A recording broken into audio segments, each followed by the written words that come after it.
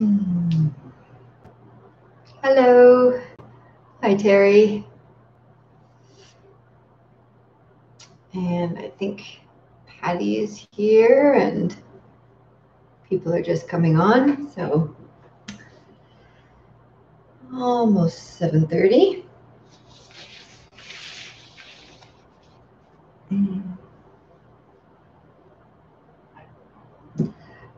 Hi, Katie. Glad you made it.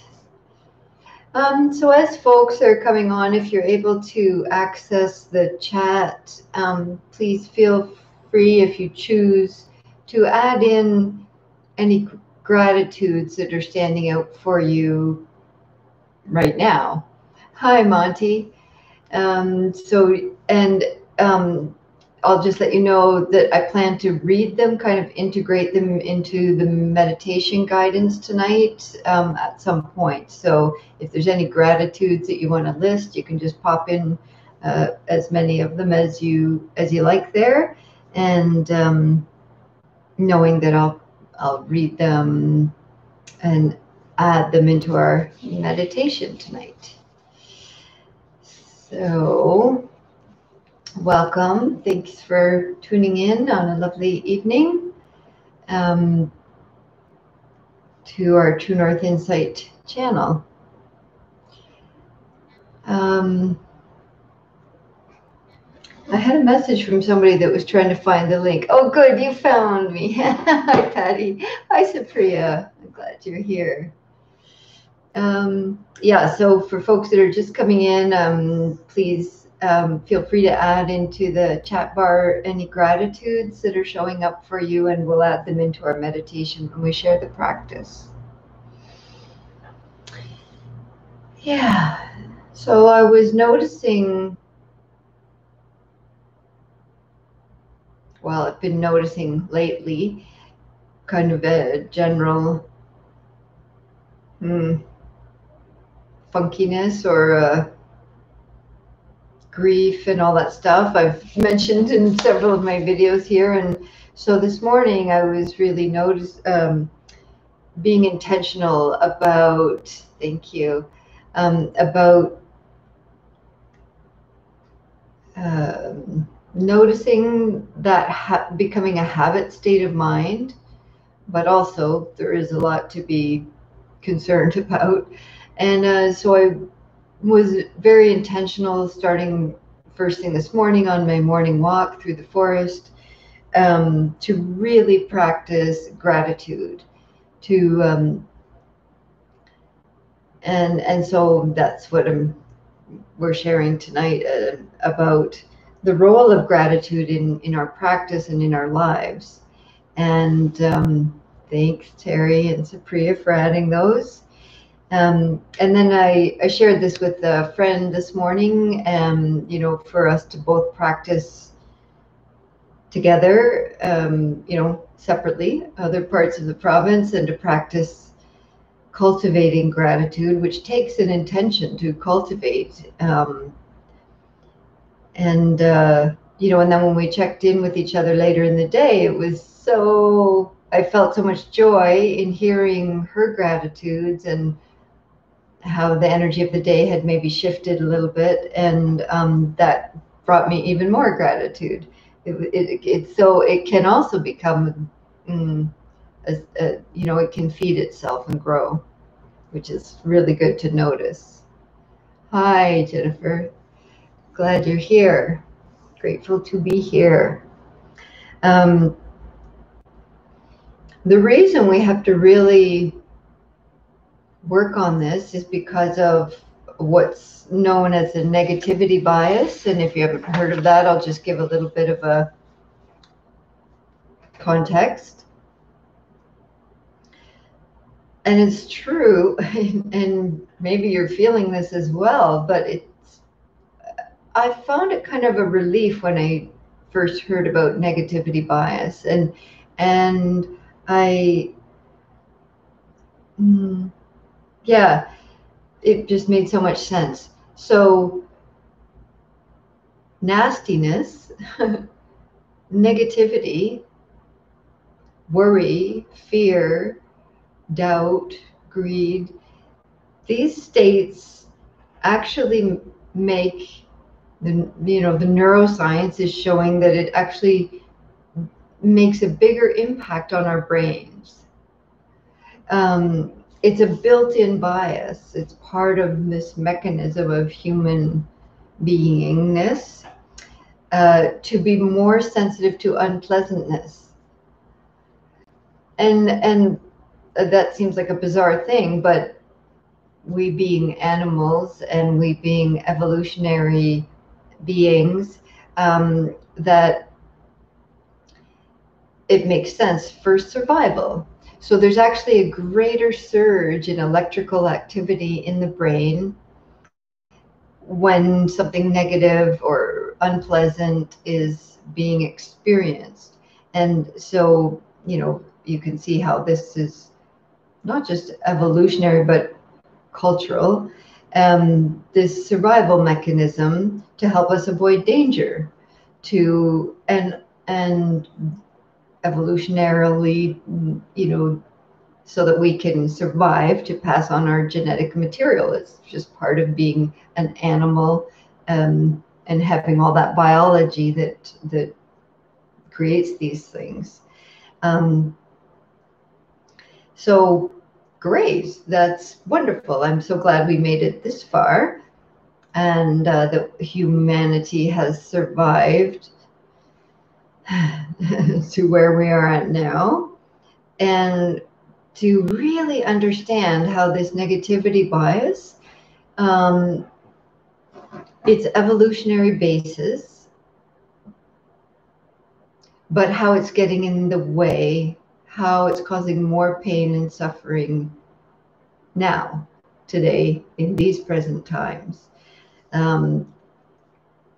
Because finding fault constantly and feeling threatened constantly, it's not necessarily, like on a daily basis, isn't good for our health, our whole body, but also just self-generates more fear and more doubt.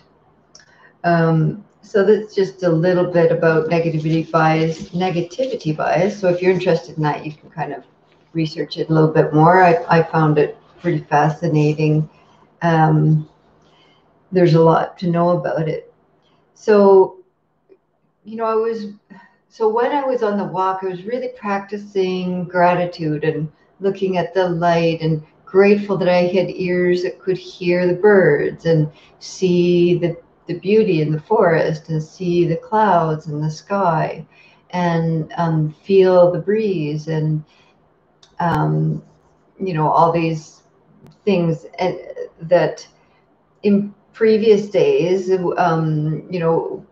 was walking with somebody else, and we're kind of like griping about this post that someone had posted, or another text from somebody who's spreading hatred. And so always problem solving and trying to, how do we respond to this and that, and I can't believe this is happening. And so we were kind of in this state. And so when I was practicing with gratitude this morning, and noticing how gradually the whole system started to calm down and lighten up, and then actually start to feel joy, contentment, peace, gratitude. And then I was reflecting after, like, all those things I was noticing internally and externally were there already. And I was like, well, what's gotten in the way of me noticing? Because it's not like, oh, I started noticing and I created them. They were already there. But what was getting in the way was this aversion, this state of aversion I was in, aversion to the plethora of pain and suffering in the world right now, and the plethora of ignorance and delusion, and etc. And that was creating, a state in me of so much aversion to this and dismay, and that aversion was getting in the way of me seeing what was really in front of me, what was really possible in a moment. Yeah. So to talk a little bit tonight and practice what cultivates gratitude and what obstructs, what gets in the way of gratitude. I've shared on the posts, on Facebook and Instagram, the definition of gratitude. It's is just our English language definition, the quality of being thankful, readiness to show appreciation for and to return kindness. I thought that was an important point, that it's a readiness to show appreciation and then to return a kindness. It doesn't have to be returned to this person that did something kind for you, just like, what's that called? Pay it forward, Yeah. But I looked up the Pali word for gratitude, and I can't put accents on this keyboard, so but it's katanu, like that. But the two ends have those wave squiggles on top of them. If you're looking up Pali. So I also noticed when I was looking it up in the Pali English Dictionary that in English it's a noun, gratitude is a thing. And in Pali it's an adjective. That's so interesting. And so in Pali it's defined like this. Knowing is the first part of that definition. Gratitude is knowing. Isn't that awesome? Gratitude is knowing. That's that mindfulness quality of paying attention and really understanding and knowing what's here in any given moment, the 10,000 joys and the 10,000 sorrows. So it's knowing, acknowledging what has been done for one or to one. So there's an acknowledgement, knowing and acknowledgement, and grateful and mindful of the benefits. There's a knowing and awareness, acknowledging, and then mindful of the benefits. So really paying attention. How is the system changed, and how can I really feel that uplift of energy and that interconnection again when you're feeling disconnected? And then interesting, the root of this Pali word that I wrote there is kata, K-A-T-A. And that root word of gratefulness or gratitude, kata comes from the verb to do, T-O-D-O, to do. So this is an action. Plus the second part of the word, anu, A-N-N-U, means a person who knows. So katanu means that you literally know and appreciate what has been done. And this, yeah, I find that helpful. So in the suttas, it says this is from the Anguttara Nikaya. I'll just put it in because some people like to look things up. 118. But really know that you do not need to be interested in Pali. That's just my jam. And you do not need to even know what I mean when I say it. Suttas doesn't need to matter. Okay, that's just for people that floats your boat like it does mine. So the first one in the Anguttara Nikaya, the Buddha as far as we know, reportedly, and as is written down, said, "These two people are hard to find in the world." Which two? The one who is first to do a kindness, and the one who is grateful and thankful for a kindness done. So this is interesting that he's really pointing out that these two people are hard to find in the world.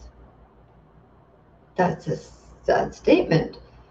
It's true now and was true 2,600 years ago, apparently. So the first is the one who is first to do a kindness, and the second is one who is grateful and thankful for a kindness done. And so when this first part of it's hard to find in this world, is pointing out to really to know, acknowledge, and treasure these people when you find them. To really acknowledge and feel how rare this is, precious. And it's also showing us how we can become a rare person. It's not just like, oh, it's so nice. There's some people that are kind and generous and expressing that gratitude. It's actually pointing out here how we can be a rare person. The one who is first to do a kindness, and the one who is grateful and thankful for a kindness done. Then we too can be one of these gifts to the world. It also says in that second sutta in Gutta Nikaya 231 that a person of integrity is grateful and thankful. This gratitude, this thankfulness is advocated by civil people. It's entirely on the level of people of integrity. I didn't have time to find the Pali word for this interpretation as being integrity. I would have liked to look that word up and see flesh out a little bit more about what they mean by that. But my assumption is it's meaning like skillful, wholesome, somebody who's safe, somebody who's ethical, somebody who's being mindful, would be somebody of integrity.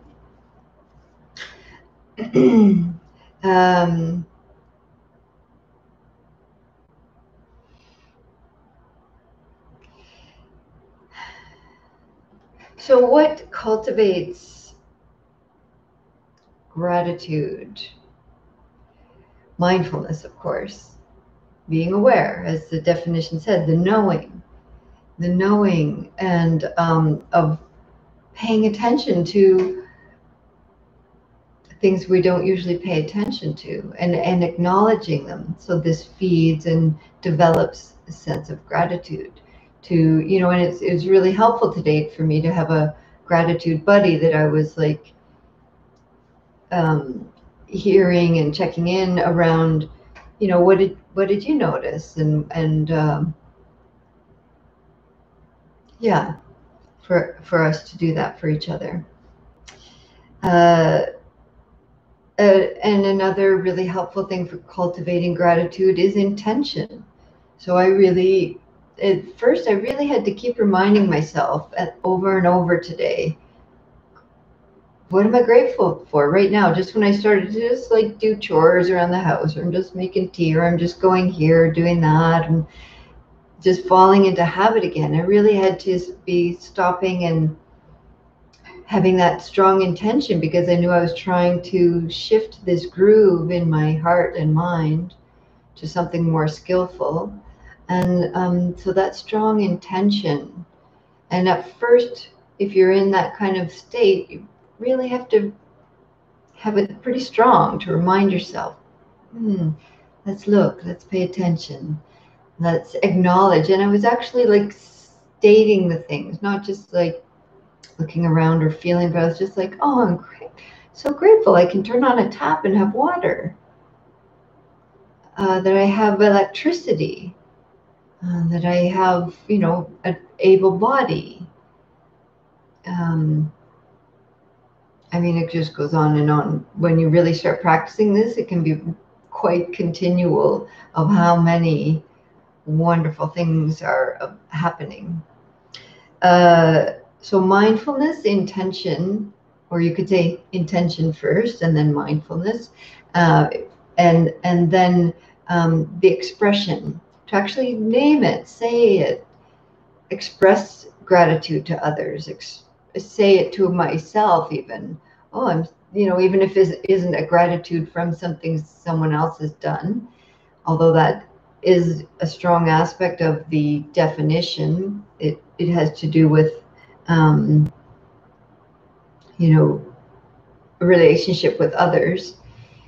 But even if it's just myself walking or having tea or turning on a tap, expressing it, acknowledging that gratitude really brings it up. There's something, it's, what's his name? Rick Hansen, I think. A Dharma teacher and a kind of from a science of meditation Dharma teacher. Hope I have his name right, and I think I do. And he talks about how gratitude needs for us to really shift these pathways in our heart and mind is to really feel it, let it settle in, embodied sensations of gratitude for 15 to 30 seconds. So for it to actually change our physiology, which it does, like gladdening the mind is part of the practice of mindfulness. Metta, mudita, sympathetic joy, loving kindness, equanimity. These are practices of gladdening the mind. And joy is part of mindfulness. So to make that alchemy in our this animal form that has a negativity bias, we need to actually let it be felt for 15 to 30 seconds. Not just making a list, and even if you start your day, just like when I kind of was on my walk and just starting, like, okay, I'm really going to keep, and I was watching how our conversation would just slip again into blah, blah, blah. I was like, okay, and this, and this. And so at first it really was just kind of listing, just kind of naming things, listing things. But as the day goes on, as your practice goes on with this, to really, you really start to feel it. Just feeling the gladdening of the heart mind. Really helpful. Yeah, so gratitude requires mindfulness. So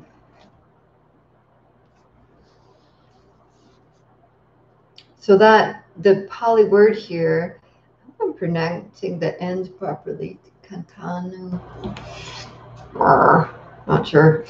Literally means to have a sense of what was done. In another sutta, Samyutta Nikaya 4810, the Buddha said that defines mindfulness as remembering and able to call to mind even things that were done and said long ago. So this is part of mindfulness, is the recalling. So we can be practicing it in present moment, which is so valuable, but we can also bring it to mind and just reflect and things from, that were said and done long ago.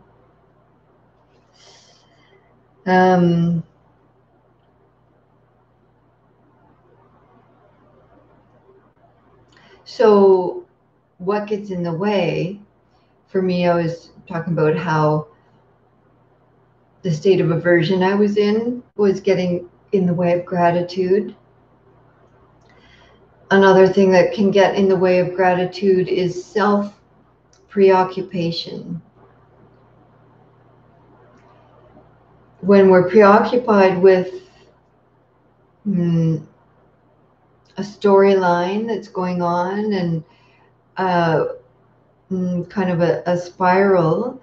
There's no seeing, there's no awareness of what else is happening and what other people are doing and how we can be of service to someone else. So, when we're really locked into self-preoccupation, that can hinder our ability to be in a state of gratitude. This negativity bias I was talking about is also, of course, a hindrance.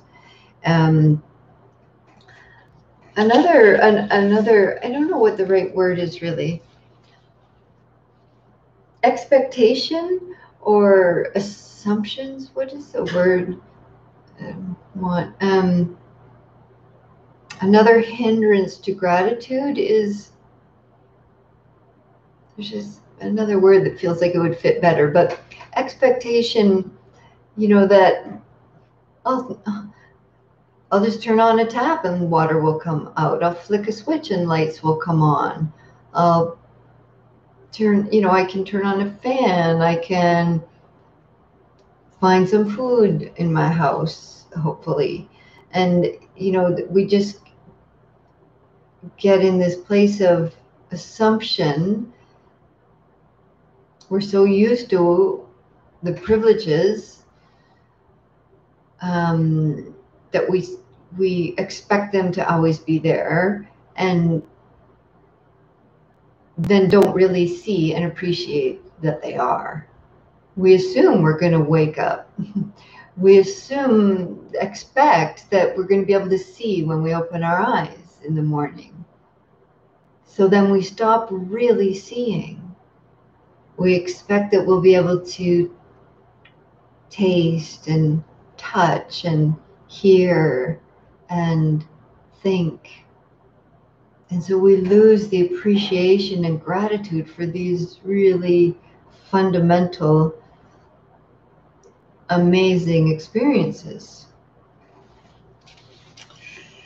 There's so much to say about gratitude. I know I say that about everything, don't I? There's so much to say about it.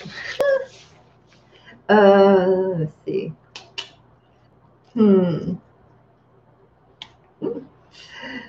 This is interesting.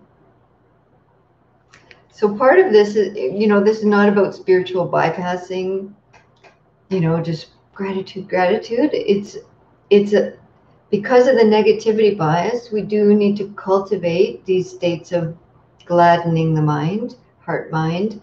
But it's in recognition of the 10,000 joys and the 10,000 sorrows. It's not suppressing, bypassing. It's like, yes, there's heartache, and there's beauty, and there's community, and there's joy, and there's all of it. So this is interesting.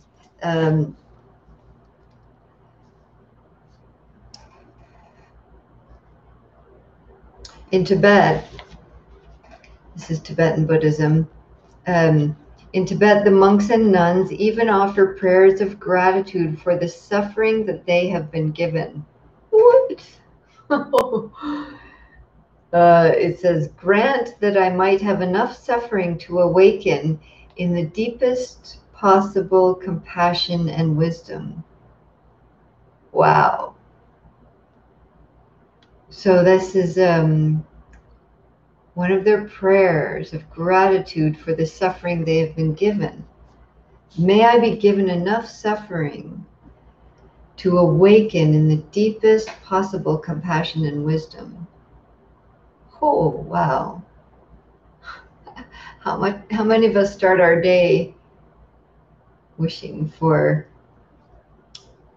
enough suffering to be able to awaken and to be compassionate?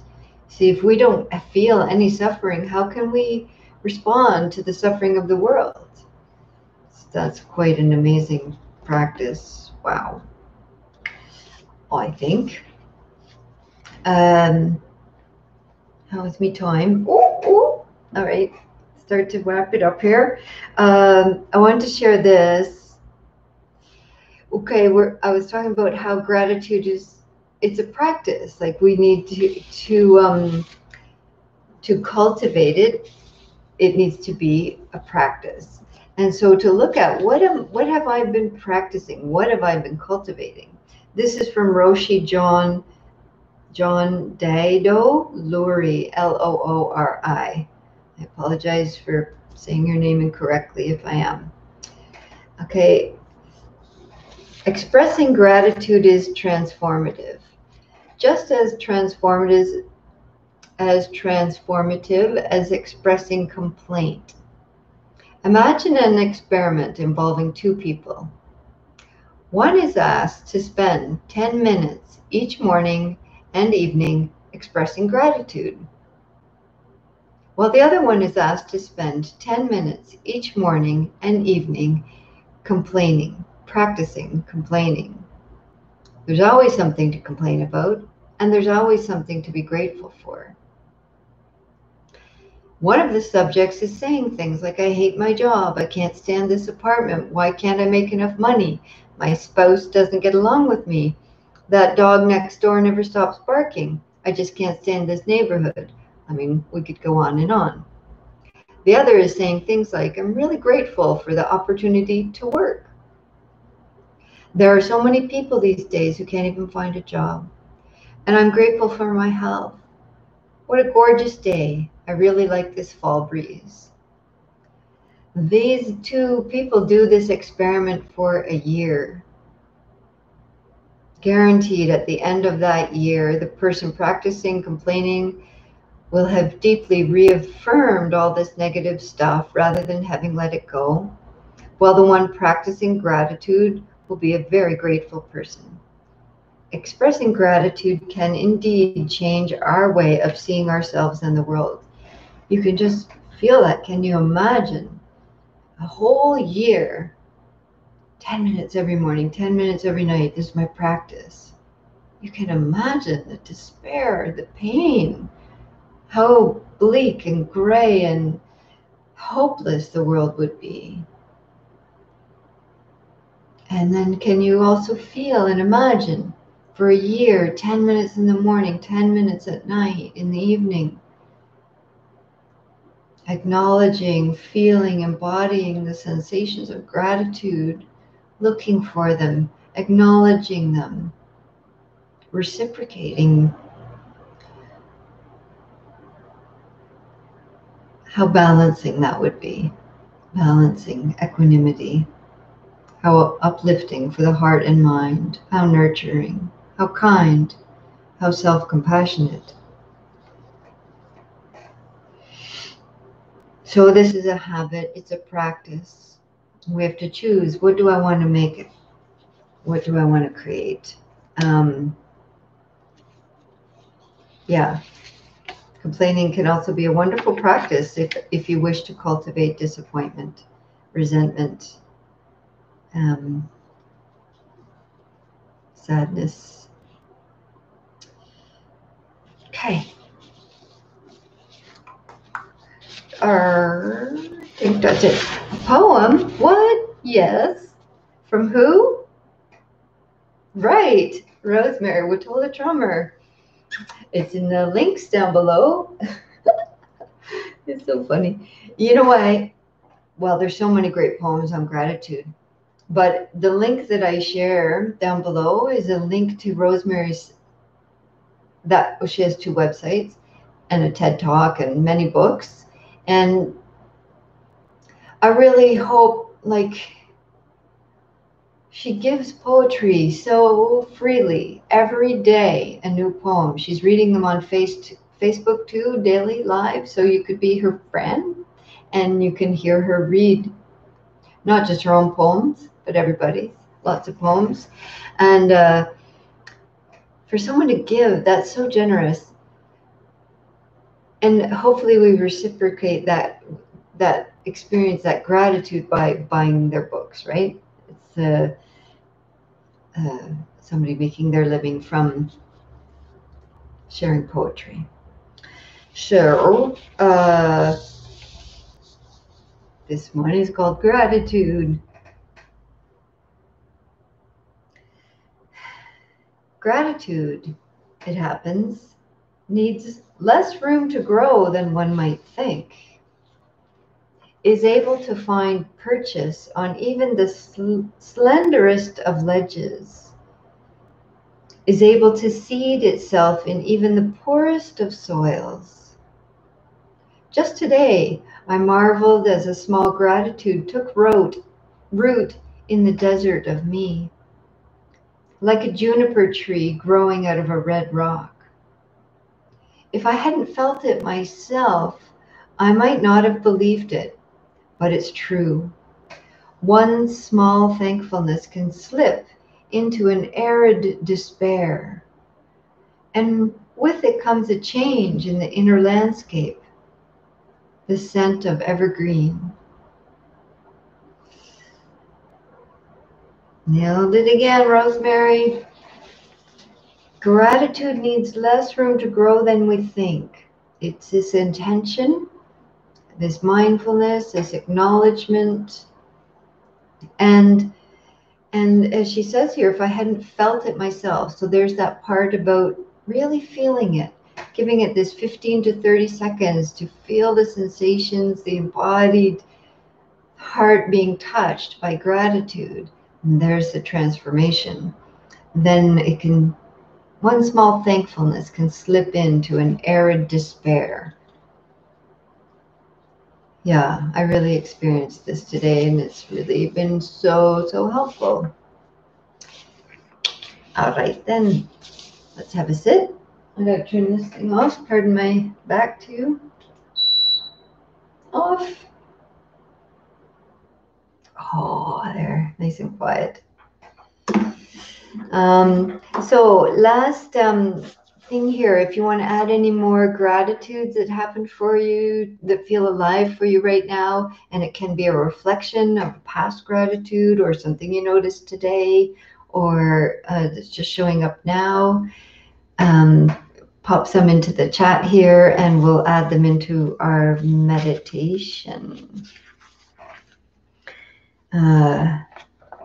Yeah. And thank you for the ones that are here already. Okay.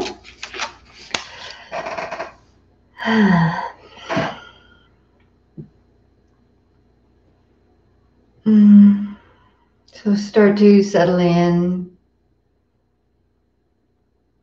Let your hands rest. And as they do, you could feel gratitude for hands if that's available.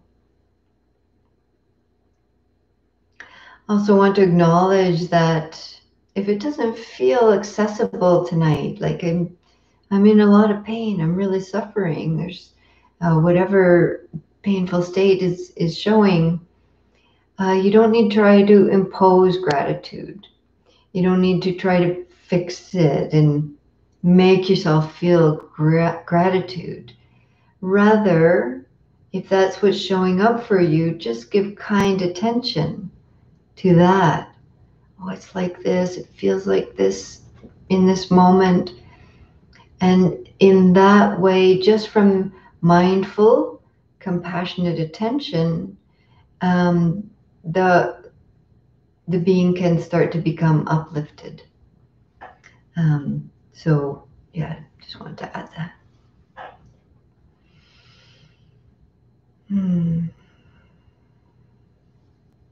So as you start to settle into your posture, allowing the body to be relaxed, upright. You can be laying down, but there's a sense of uprightness along the length of the spine.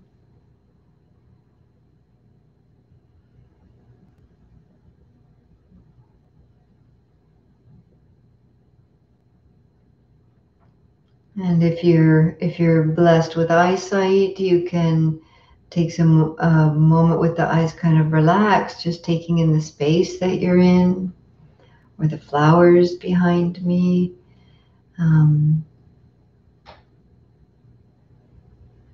Whatever is noticed there. And then when you're ready, just let the eyes come to rest.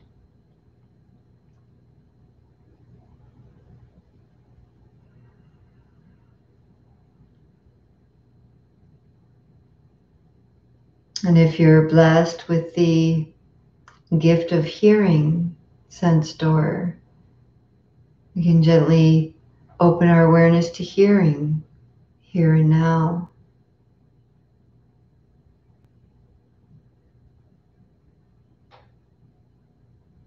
And there may be some beautiful sounds around you. There may be some unpleasant sounds.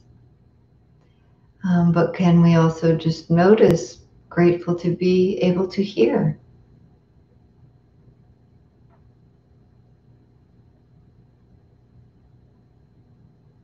Or grateful for silence? Mhm.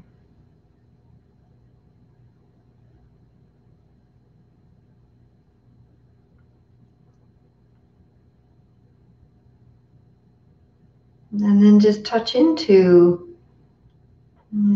this kind of general sense, feeling of how year after year, for however many years you've been on this earth, in this being, how you have cared for your own life. If your mind starts to slip towards yes, but sometimes I've been harsh and with myself, see if you can just notice, yes, but I have also cared for my own, this gift of this life. So rare, so precious.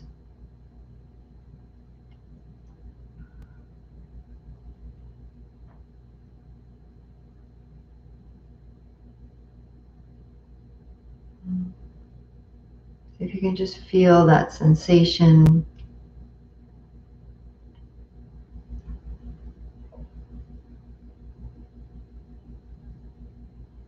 What's the feeling of life in your body right now? Not the story of it, the words, the thoughts, but this sense of sensation. There's vitality here, aliveness, life. How do you know that? How do you feel it?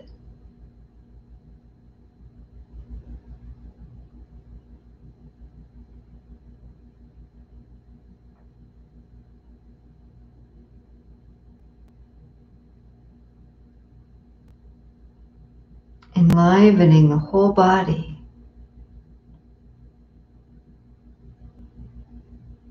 Tingling and pressure, movement, temperature, vibrations and flow of the inner body.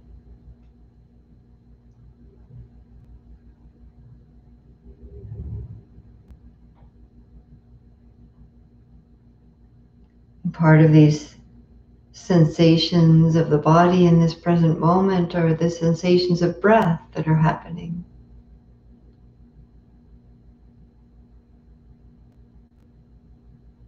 Heart and awareness relaxed and open and receiving this gift of breath.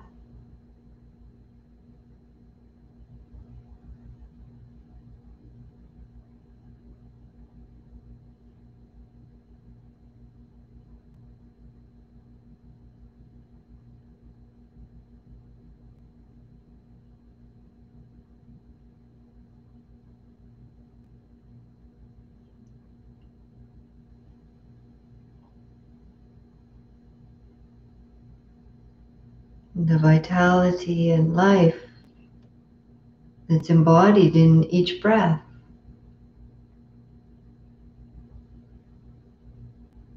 And is nourishing the whole body, every cell.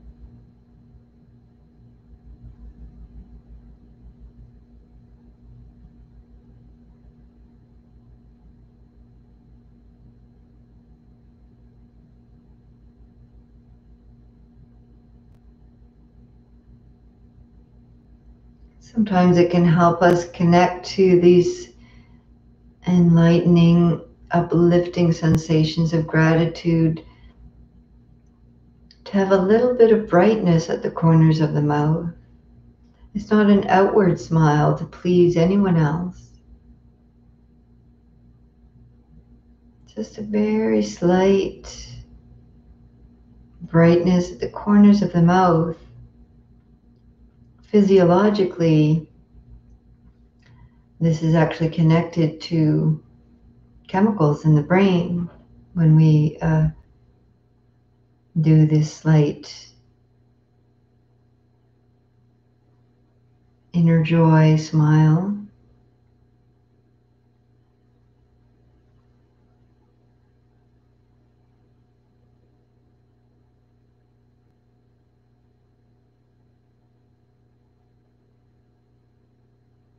With gratitude, I remember, acknowledge, feel the sensation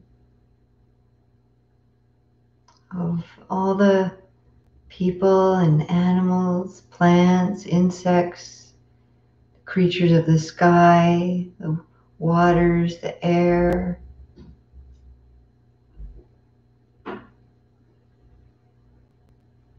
All of these lives interconnected with my own, blessing my life every day.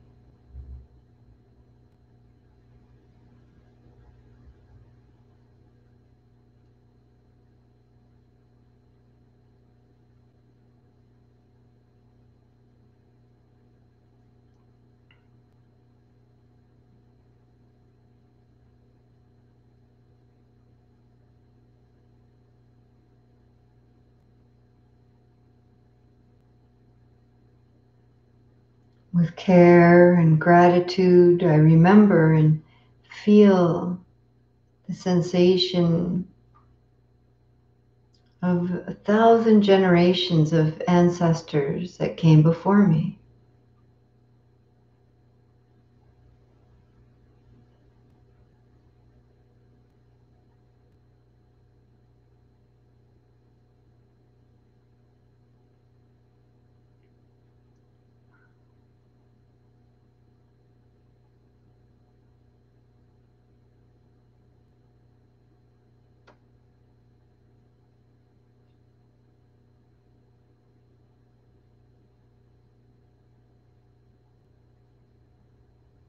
I invite and allow myself to feel the sensations of gratitude for nature's colors, dear sweet friends, and family love.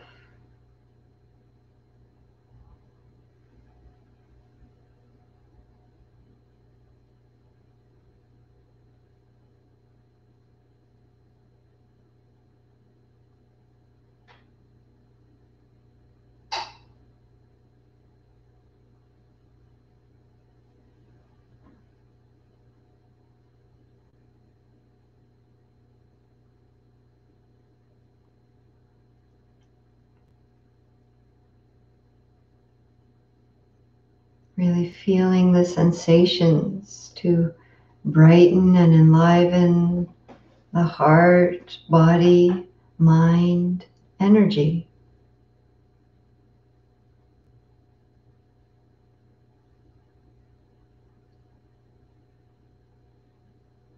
I'm mindful of and feeling, acknowledging gratitude for the breeze and the rustling leaves.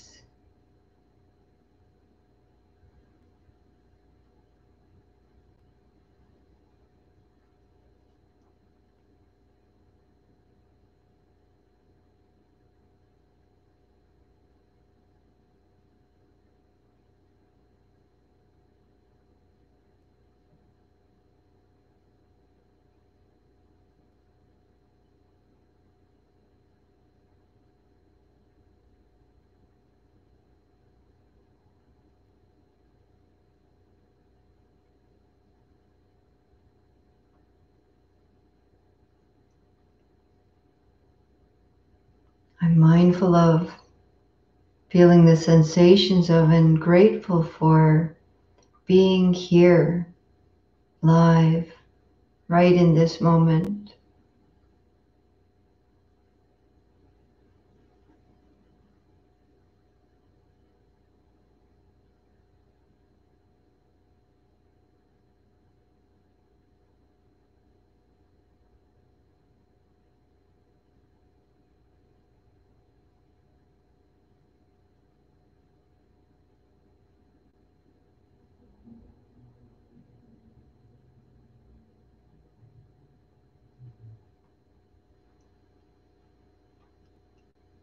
mindful, feeling the sensations and acknowledging my gratitude for the soil that my hands play with.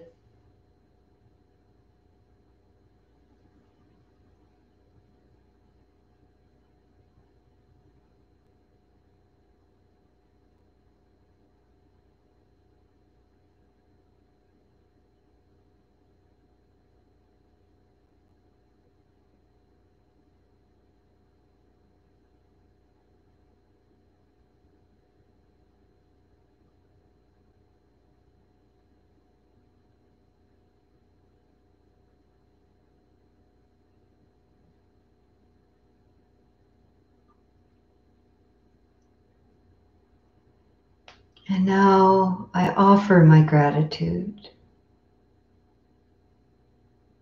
I offer my gratitude for the safety and well-being I have been given.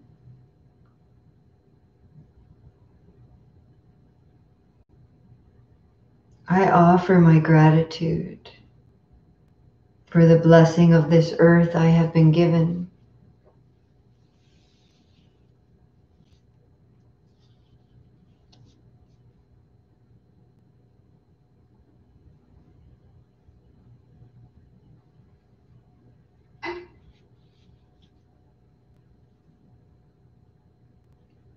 I offer my gratitude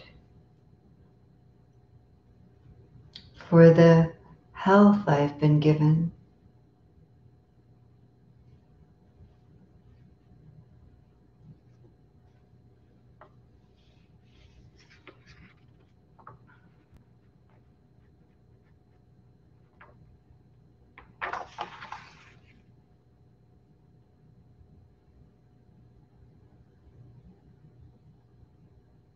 I offer my gratitude. Feel this felt sensation of a radiant, uplifted heart, mind, for the family and friends I've been given.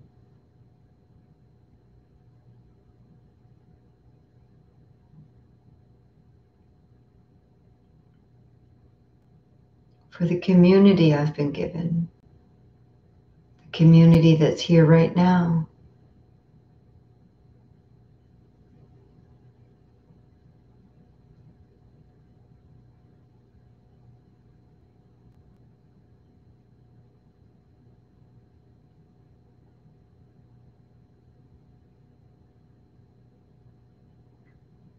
I offer my gratitude for the teachings and lessons I've been given, and maybe even for the amount of suffering I've been given that's taught me compassion and wisdom.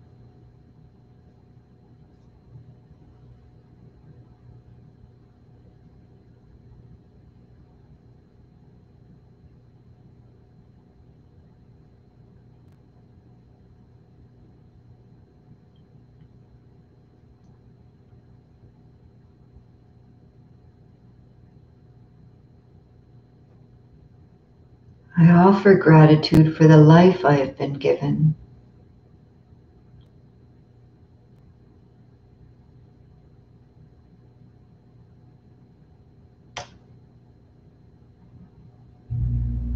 It's said that a human birth is very rare and precious thing.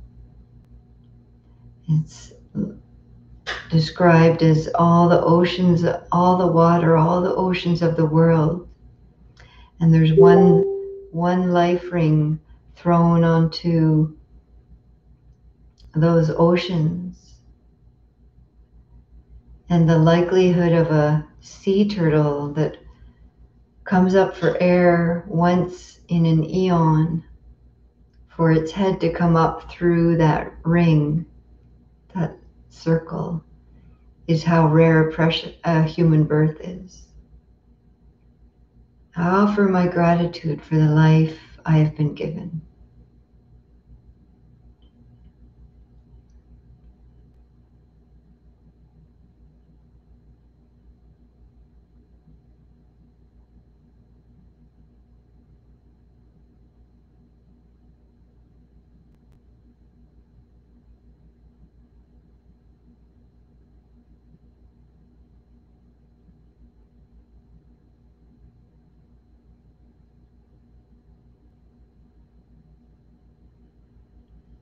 And now continuing to breathe gently,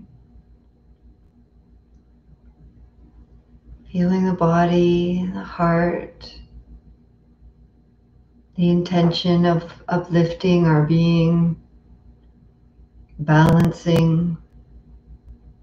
And now bring to awareness someone whom you care about, someone that it's easy to rejoice for. Picture them and feel the natural joy you have for their well-being, for their happiness and success. And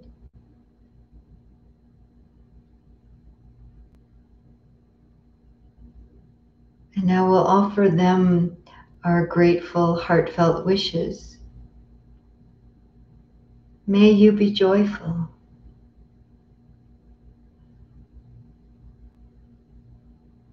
May your happiness increase.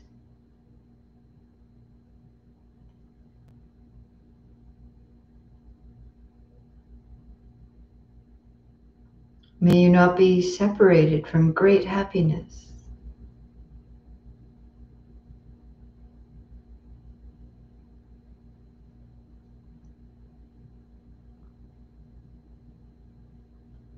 May your good fortune and the causes for your joy and happiness increase.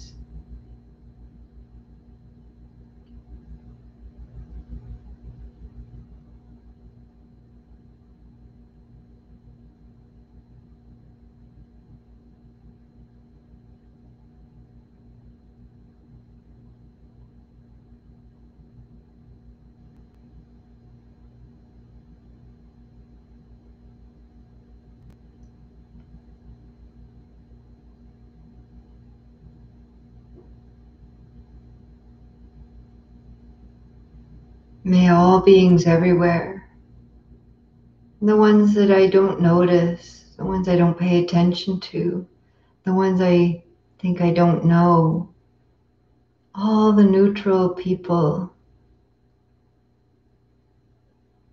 all the difficult people that are causing suffering,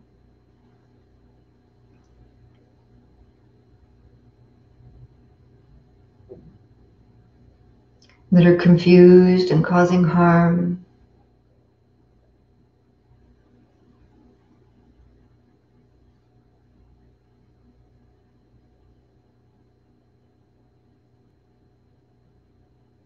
All those that are friendly and easy for the heart to connect with, all the beings, all of this life energy interconnected.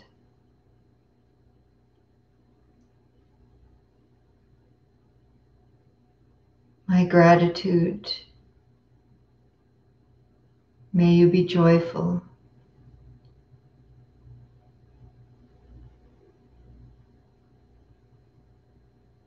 May the causes for your joy and happiness increase. May all beings everywhere be free from suffering.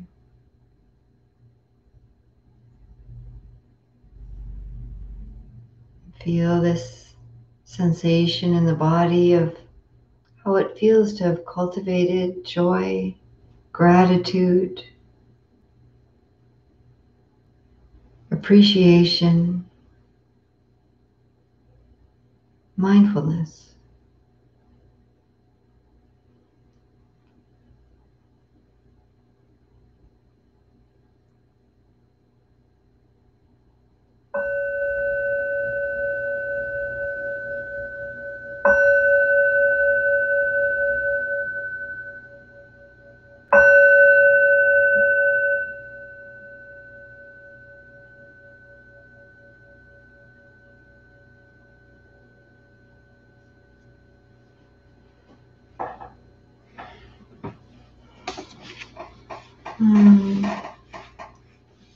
Thank you for sharing your gratitudes in the chat and allowing me to add them into our shared gratitudes.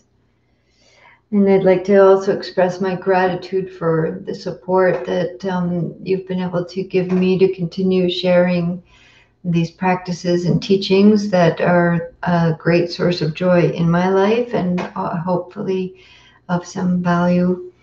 So thank you for your Donna and your support. And as you're able, there's links down below to support True North Insight in continuing to offer all of this, and links to support me if you're able to.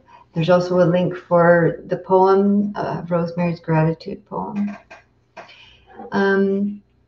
So I think I probably won't do a meditation this Saturday because actually, and then I'm away another Saturday. So I'm thinking for August, I won't do Saturday morning meditations. And so for people that really like the Saturday morning times, you're welcome, dear, that, there's lots of other recorded ones that maybe you've missed some, or some of the other teachers that you can listen to on this YouTube channel to kind of catch up on those. And I'll continue doing Wednesday nights through August. And then we'll see what autumn brings. Who knows? Who knows? Thank you all so much for being here. I hope you find that practice helpful and really bring an intention to keep that alive. And because we really, really need this balancing factor. You're welcome, Terry. Hi, Patty. Thank you. You're welcome. Thanks for sharing practice with me today, girl. Yeah. Okay. Have fun with it. Enjoy. I wish you joy and gratitude and peace. Okay. Good night. Bye, Kitty. You're welcome.